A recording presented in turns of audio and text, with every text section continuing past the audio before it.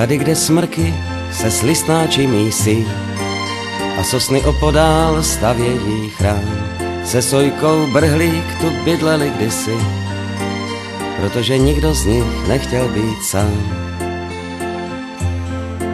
A každý říkal, no vy jste mi dvojka. Kdo to kdy viděl?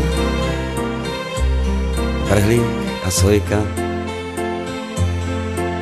Ona prý pro něj nechala školu, když byla ještě hloupá malá.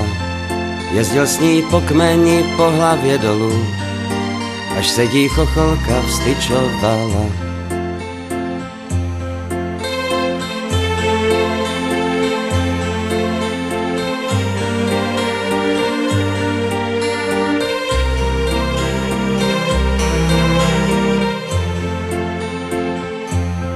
Lítali spolu nad vršky stromů, tam, kde je modrý, opojný vzduch.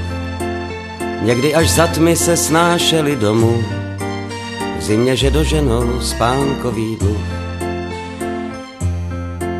Jeden z nich ustlal postele z mechu, než spadne sníh a než přijde mráz.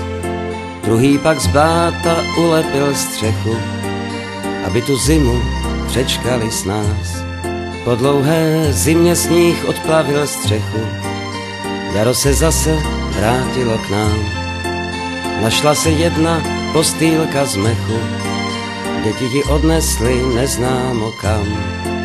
Tady, kde smrky se s listnáči mísí a sosny opodál stavějí chrám, se Sojkou Brhlík tu bydleli kdysi, protože nikdo z nich nechtěl být sám.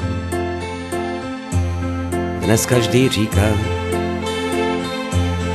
Brhlík a Sojka, to už se nevidí, taková dvojka. Ona prý pro něj nechala školu, když byla ještě hloupá malá.